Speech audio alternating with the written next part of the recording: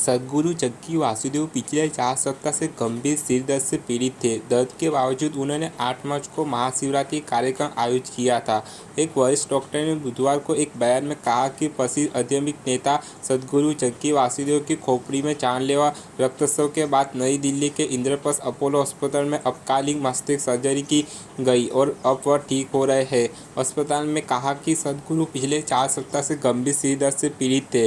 दर्द की गंभीरता के बावजूद उन्होंने अपना सामान्य दैनिक कार्यक्रम और सामाजिक गतिविधियां जारी रखी और 8 मार्च को एक महाशिवरात्रि समारोह भी आयोजित किया। बुधवार को सद्गुरु ने अपने इंस्टाग्राम अकाउंट पर अस्पताल के बिस्तर में एक वीडियो भी पोस्ट किया। अपोलो हॉस्पिटल के न्यूज अफसर ने कुछ खोजने की कोशिश करने के लिए मेरी खोपड़ी को काटा, लेकिन कुछ नहीं मिला, पूरी तरह से खाली, इसलिए उन्होंने हार मान ली और इसे ठीक कर लिया। सद्गुरु ने हल्के फुल्के अंदाज में कहा, मैं यह दिल्ली में हूँ, खोपड़ी पर पट्टी बंधी हुई है, लेकिन कोई क्षतिग्रस्त मस्तिष्क नहीं है। इस बीच प्रधानमंत्री नरेंद्र मोदी ने कहा कि उन्होंने आध्यात्मिक नेता बात की और उनके सीधे स्वस्थ होने की कामना की है। मोदी ने एक्स पर एक पोस्ट में कहा, सद्गुरु जेवी जी से बात की और उनके अच्छे स्वास्थ्य और शीघ्र स्वस्थ होने की कामना की।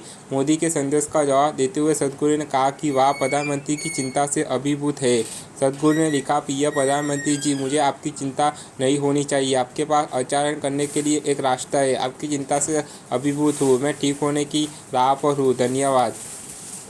15 मार्च को सद्गुरु का सिर दर्द बेहद गंभीर हो गया जब उन्होंने लगभग 3:45 बजे दिल्ली के इंद्रप्रस्थ अपोलो अस्पताल के वरिष्ठ सलाहकार न्यूरोलॉजिस्ट डॉक्टर विनीत सूरी से सलाह ली।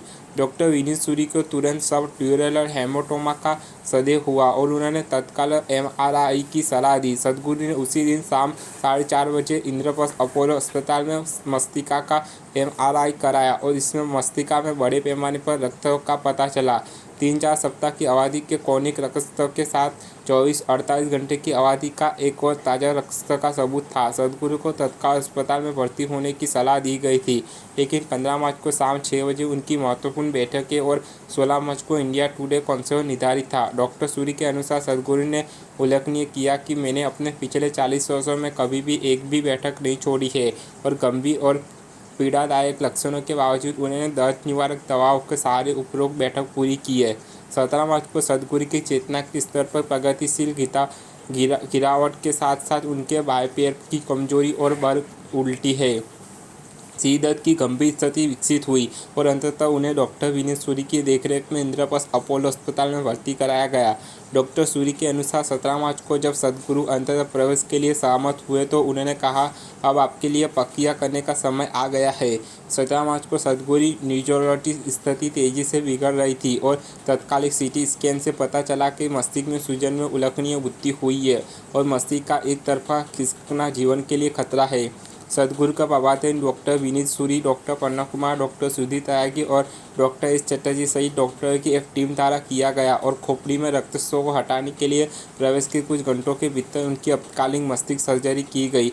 सर्जरी के बाद सद्गुरु को वेंटिलेटर से हटा दिया गया। सद्गुरु ने लगातार प्रगति दिखाई है और उनके मस्तिष्क शरीर और महत्वपूर्ण मापदंडों में सुधार हुआ है।